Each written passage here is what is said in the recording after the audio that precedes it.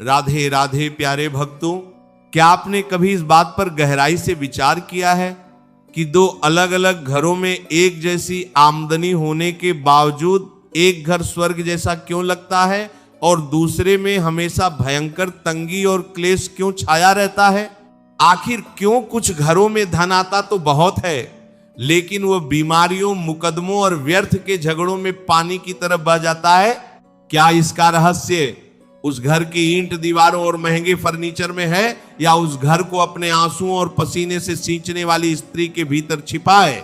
मेरे प्यारे भक्तों, यह संसार जिसे हम सत्य मानकर बैठे हैं, यह केवल एक सराय है।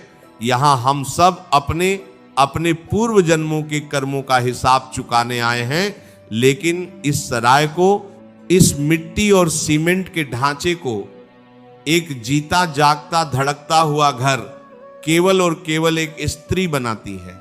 हमारे संतों की पावन वाणी में, हमारे शास्त्रों में स्त्री को साक्षात माता लक्ष्मी और अन्नपूर्णा का स्वरूप माना गया है।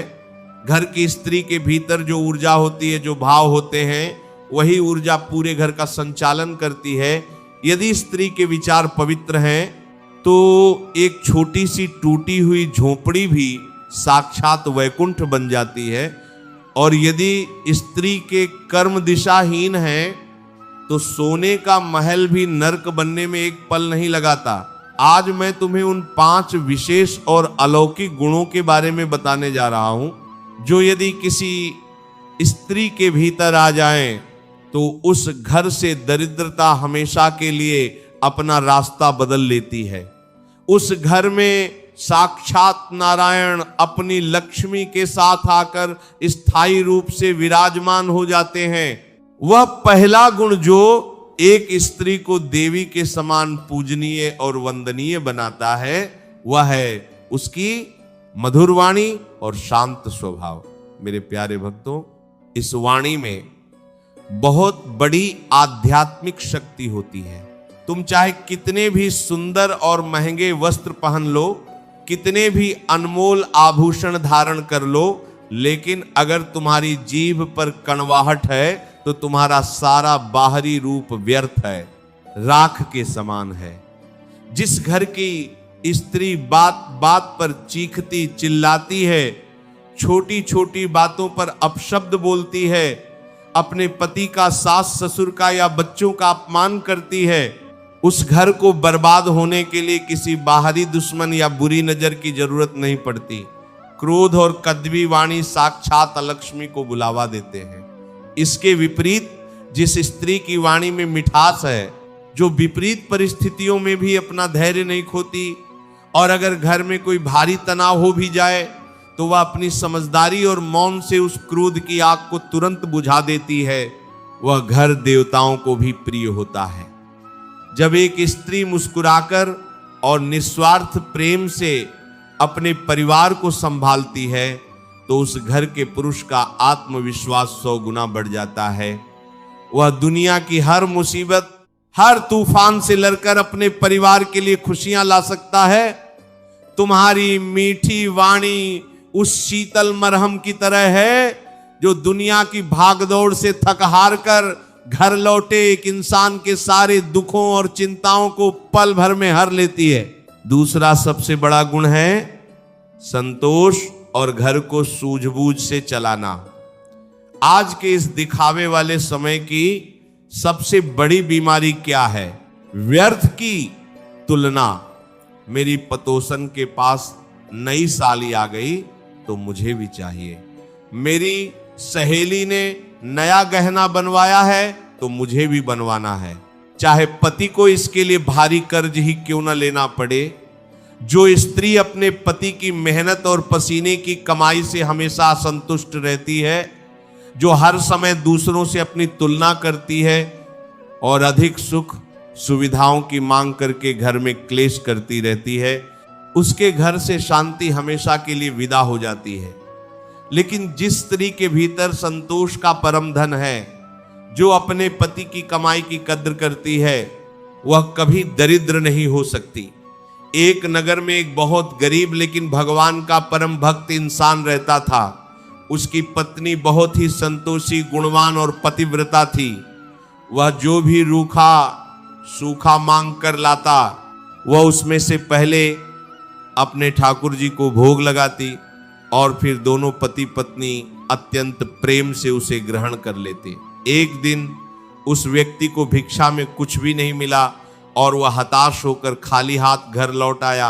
रास्ते भर वह सोचता रहा कि आज पत्नी बहुत क्रोधित होगी, लेकिन जब वो घर पहुंचा तो पत्नी ने हमेशा की तरह मुस्कुराकर उसका स्वागत किया और बहुत ही प्रेम से कहा, स्वामी आज तो बहुत शुभ दिन है, आज हमें एकादशी का व्रत करने का अवसर भगवान ने बिना मांगे ही दे दिया, हमें तो भगवान का धन्यवाद करना चाहिए। उस स्त्री के इस अद्भुत संतोष और पवित्र भाव को देखकर साक्षात भगवान प्रसन्न हो गए। अगले ही दिन से उनके जीवन में ऐसा चमत्कार हुआ कि उनका घर धन धान्य और सुख समृद्धि से भर गया। संतोष वह पारसमणि है जो तुम्हारी हर परिस्थिति को आनंद में बदल देता है। जो स्त्री फालतू खर्चों पर लगाम लगाती है वह अपने घर की सबसे बड़ी रक्षक होती है। तीसरा गुण है ईश्वर पर अटूट विश्वास और निरंतर नाम जप। आज के इस कलयुग में स्त्रियां मोबाइल फोन में, व्यर्थ के नाटकों में या पथोसियों की बुराई करने में अपना अनमोल समय बर्बाद कर देती हैं, लेकिन जो स्त्री अपने घर के काम करते हुए, झाड़ू लगाते हुए, रसोई में भोजन बनाते हुए अपनी जीभ पर निरंतर भगवान का नाम रखती है, उसके घर में कभी अन्न और धन की कमी नहीं हो सकती। जब तुम रसोई में भोजन बनाते समय भगवान का नाम जपती हो तो वह भोजन केवल एक साधारण भोजन नहीं रहता, वह साक्षात प्रसाद बन जाता है। उस भोजन को जो भी खाएगा उसके भीतर सात्विक और पवित्र विचार पैदा होंगे, उसका मन शांत रहेगा, घर के बच्चों में अच्छे संस्कार आएंगे। मैं तुम्हें एक बहुत गहरी बात बताता हूं, एक घर में चाहे कितनी भी धन दौलत आ जाए, लेकिन अगर उस घर की स्त्री भगवान के चरणों से नहीं जुटी है तो वह घर भयंकर अंधकार में है। जो स्त्री सुबह जल्दी उठकर स्नान करके अपने घर के मंदिर में एक छोटा सा दीपक जलाती है, अपने बच्चों को भगवान की भक्ति के संस्कार देती है, वह स्त्री अपने परिवार के लिए एक ऐसा अभेद्य सुरक्षा कवच तैयार कर देती है जिसे दुनिया की कोई भी बुरी नजर, कोई भी तंत्र मंत्र या कोई भी दरिद्रता कभी भेद नहीं सकती। उसका वो निस्वार्थ विश्वास साक्षात बांके बिहारी को उस घर की रक्षा करने के लिए बाध्य कर देता है। चौथा गुण है क्षमाशीलता और परिवार को एक रेशमी धागे में पिरोकर रखना। एक घर में जहां 4 बर्तन होते हैं वहां वे कभी कभी खटकते भी हैं। जहां परिवार होता है वहां सास बहू में, देवरानी जेठानी में या पति पत्नी में छोटी मोटी बातें होना बहुत ही स्वाभाविक है, लेकिन जो स्त्री बातों का राई का पहाड़ नहीं बनाती, जो किसी की गलती को भूलना और माफ करना जानती है, वह घर को कभी बिखरने नहीं देती। आज मैं देखता हूं कि छोटी छोटी बातों पर लोगों में इतना बड़ा अहंकार आ जाता है कि वे महीनों तक एक दूसरे से बात करना बंद कर देते हैं। घर के अंदर ही नफरत की ऊंची दीवारें खड़ी हो जाती हैं। लेकिन एक समझदार और गुणी स्त्री वह है जो यह जानती है कि रिश्ते किसी भी खोखले अहंकार और बहस से ज्यादा कीमती होते हैं। वह अपने मायके में अपने ससुराल की बुराई नहीं करती और न ही बाहरी लोगों के सामने अपने घर की बातों का तमाशा बनाती है। वह घर में एक मजबूत पुल का काम करती है। जो स्त्री अपने सास ससुर को अपने माता पिता के समान मानती है, उनकी निस्वार्थ सेवा करती है, उनके कटु वचनों को भी अपने आंचल में समेटकर मुस्कुरा देती है, उस स्त्री पर भगवान इतने अधिक प्रसन्न होते हैं कि वह जो भी इच्छा करती है भगवान उसे बिना मांगे पूरा कर देते हैं। जिस घर में सब लोग एक साथ बैठकर पुरानी कड़वाहटों को भूलकर हंसते मुस्कुराते भोजन करते हैं, वहां दरिद्रता भूलकर भी झांकने की हिम्मत नहीं कर पाती। पांचवा और सबसे परम गुण है अतिथि सत्कार, दान, पुण्य और करुणा। हमारे शास्त्रों में यह बात बार बार दोहराई गई है कि अतिथि भगवान का रूप होता है।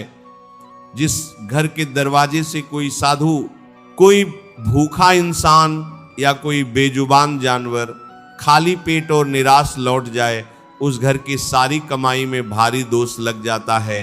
जो स्त्री अपने घर में भोजन बनाते समय पहली रोटी गौ माता के लिए निकालती है, अंतिम रोटी श्वान के लिए रखती है, छतों पर पक्षियों के लिए दाना पानी रखती है, उसके घर के अन्न भंडार कभी खाली नहीं हो सकते। ये कोई पुरानी रूढ़िवादी बात नहीं है, ये एक बहुत बड़ा आध्यात्मिक और कर्मों का विज्ञान है। जब तुम किसी बेजुबान जानवर का या किसी असहाय भूखे इंसान का पेट भरते हो तो उसके तृप्त रोम रोम से तुम्हारे लिए जो आशीर्वाद निकलता है वह बिना किसी रुकावट के सीधे मेरे सांवरिया के श्री चरणों तक पहुंचता है। वह गरीब की सच्ची दुआ तुम्हारे घर के सारे वास्तु दोष, सारे संकट और सारी भयंकर बीमारियों को पल भर में काट देती है। अगर तुम्हारे दरवाजे पर कोई आ जाए तो भले ही उसे सूखी रोटी खिलाओ, लेकिन बहुत प्रेम से, आदर और सम्मान के साथ खिलाओ। ये कभी मत सोचो कि मेरे घर का राशन कम हो जाएगा या मेरा धन घट जाएगा। देने वाले के हाथ में हमेशा ठाकुर जी की बरकत होती है, और जो मुट्ठी बंद करके रखता है, जो केवल अपने स्वार्थ के लिए जीता है, उसकी मुट्ठी से सब कुछ एक दिन रेत की तरह फिसल कर नष्ट हो जाता है। तो मेरे प्यारे भक्तों, यह बात हमेशा अपने मन के किसी कोने में बिठा कर रखना कि इंसान की बाहरी सुंदरता तो कुछ ही वर्षों में ढल जाएगी। ये महंगे कपड़े, ये चमकते हुए जेवर, ये सारा रूप रंग सब यहीं इसी मिट्टी में धरे रह जाएंगे। लेकिन ये जो 5 गुण हैं, मधुर वाणी, संतोष, ईश्वर का निरंतर नाम जप, क्षमाशीलता और दान पुण्य, यही एक स्त्री की असली सुंदरता है, उसका असली और कभी ना मिटने वाला गहना है। जिस स्त्री ने इन गुणों को अपने आचरण में, अपने जीवन में पूरी तरह से ढाल लिया, वह कोई साधारण इंसान नहीं, वह इस धरती पर साक्षात एक देवी के समान है। उसका पूरा घर उसके पुण्य प्रताप और प्रकाश से रोशन होता है। और इसी के साथ घर के पुरुषों से भी मैं यह कहना चाहूंगा कि अगर तुम्हारे घर में ऐसी गुणी और संस्कारी स्त्री है तो उसका पूरा सम्मान करो।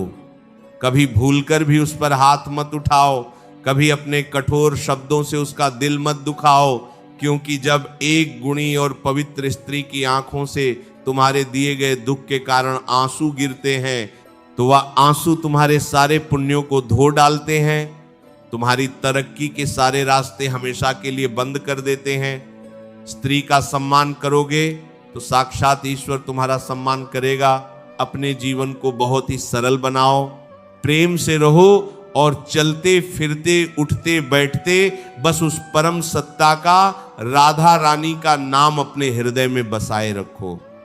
किसी से कोई व्यर्थ की उम्मीद मत रखो, केवल अपने कर्म पर ध्यान दो। जब तुम्हारी जीवन रूपी नैया की डोर उस सांवरिया के हाथों में होगी तो जीवन में कभी किसी चीज की कमी नहीं होगी। तुम्हारा यह जीवन इसी संसार में वृंदावन धाम बन जाएगा। अगर ये वीडियो आपको अच्छा लगा हो तो वीडियो को लाइक करके चैनल को सब्सक्राइब जरूर करें, बेल आइकन दबाना न भूलें, ताकि ऐसी ही आध्यात्मिक और प्रेरणादायक बातें आप तक पहुंचती रहें। और कमेंट में राधे राधे जरूर लिखें। ये वीडियो अपने दोस्तों, परिवारजनों के साथ शेयर जरूर करें। मिलते हैं किसी और वीडियो में, तब तक के लिए राधे राधे, जय श्री कृष्णा।